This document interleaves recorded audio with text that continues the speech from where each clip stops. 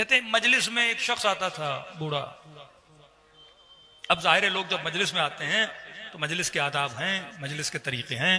مجلس میں آنے کا مطلب یہ ہے کہ بندہ باادب ہو کے بیٹھے, غور کے ساتھ سنے, سلوات کا ذکر ہے, اس کے بعد ماتم ہے, عزاداری ہے, پھر گریے کے آداب ہیں کہ امام حسین پہ کس طرح گریہ کیا جائے, آنکھوں سے آنسوؤں کا نکلنا یا گریے, جو بھی ہے مجلس کے آداب ہیں.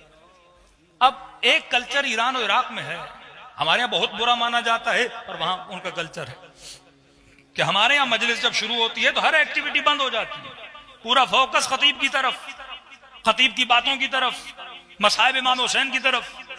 لیکن آپ ایران اور عراق جائیں گے, وہاں مجلس ہوتی ہے تو مجلس کے بیچ میں چائے بھی چل رہی ہوتی ہے, یا خطیب صاحب مجلس پڑھ رہے ہیں اور گوشے کناروں میں لوگ ٹیک لگا کے بیٹھے ہیں اور مولا حسین کی چائے کی نیاز بھی جو قہوہ دیتے ہیں وہ چلتا ہے. تو کہتے ہیں مجلس ہو رہی تھی, ایک شخص مجلس میں آیا اور اس کی روٹین تھی وہ ڈیلی آتا اور آ کے چائے پیتا. اب جب چائے پیتا اپنا مجلس سنتا, چلو بھائی چائے پی لی تو مجلس کے آخر میں ماتم کر لو, نہیں گریہ کر لو, نہیں. آیا 3-4 کپ چائے کے پیے اور مجلس اٹھ کے چلا گیا. شیخ عبداللہ کہتے ہیں یہ بات مجھے بڑی بری لگی, یادہ بھی مجلس کے خلاف ہے کہ مجلس میں آئے ہو کم از کم گریہ کرو, ماتم کرو, توجہ سے سنو, 4 سلواتیں پڑھو. یہ کیا ہوا کہ آپ مجلس میں آئے اور آپ نے چائے پی اور آپ مجلس سے نکل گئے. کہتے ہیں میں نے کہا نہیں لیکن دل میں برا ضرور مانا. صدام آیا, ہم کہتے ہیں عراق سے ایران چلے گئے, ایران میں پھر مجلس میں بپا کی. کہتے ہیں 1.5 سال کے بعد مجھے مجلس میں وہی بندہ نظر آیا جو عراق میں نجف میں مجلس سننے آتا تھا. میں نے کہا شاید بدل گیا ہو, لیکن یہاں پر بھی اس کی یہی روٹین تھی. مجلس شروع ہوئی اور اس نے چائے پینا شروع کی اور 3-4 کپ پیے اور پھر نکل گیا.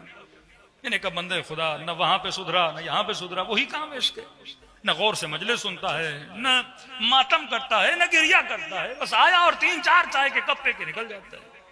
کہتا 1.5-2 سال کے بعد اس کا انتقال ہو گیا, یہ دنیا سے چلا گیا. شیخ عبداللہ کہتے ہیں کہ اللہ نے اس کے مرنے کے 1-1.5 سال بعد مجھے اس کی برزخ دکھائی. ظاہر ہم جتنے بھی مومنین اس دنیا سے جائیں گے عالم برزخ میں جائیں گے. برزخ میں 2 وادیاں ہیں, وادی السلام اور وادی برہوت. وادی السلام سلامتی کی وادی, وادی برہوت جہاں پہ لوگوں کو عذاب دیا جائے گا. کہتے ہیں اللہ نے مجھے اس کی برزخ دکھائی, نہ رشتہ دار ہے نہ کچھ, کیونکہ اس کے ذہن میں اس مومن کے لیے خیال تھا جو برا خیال تھا, یہ چائے پینے والا ہے, اس کو کیا اجر ملے گا, یہ جنت میں تھوڑی جائے گا, یہ تو شاید توہین مجلس کر رہا ہے, نہ گریہ نہ ماتم نہ سن رہا ہے, آیا چائے پی کے چلا گیا. کہ اللہ نے جان بوجھ کے مجھے اس کی برزخ دکھائی. شیخ عبداللہ کہتے ہیں میں نے دیکھا کہ برزخ کے باغوں میں سے ایک باغ میں بیٹھا ہوا ہے. پریشان ہوا, میں نے کہا بوڑھے کس نے دیا یہ باغ؟ کہتا جب مرا تو حسین لینے کے لیے آئے اور مجھے کہا کہ یہ باغ لے, ابھی چھوٹا ہے, ابھی یہاں پہ رہ, عالم قیامت میں تجھے اور بڑا باغ عطا کیا جائے گا. میں نے کہا کہ بوڑھے میں نے تو چائے کے علاوہ تجھے اور کچھ کرتے ہوئے نہیں دیکھا, تو صرف مجلس امام حسین میں چائے پینے آتا تھا, اور تم نے کیا کیا؟ کہ یہ کہا تو غصہ ہو گیا. اس نے کہا شیخ چائے تو گھر میں بھی تھی.